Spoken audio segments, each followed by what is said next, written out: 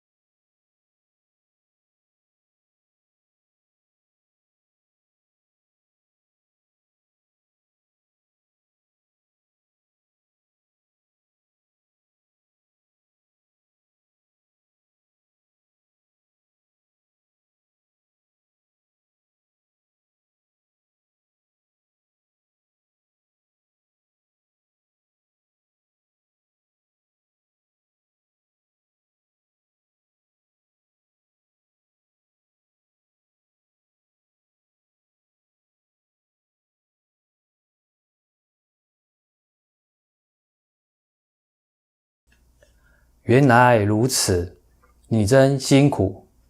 我刚刚计算过，你家3个人每个月平均收入非常的低，你可以申请低收入户补助，每个人每个月补助8499元。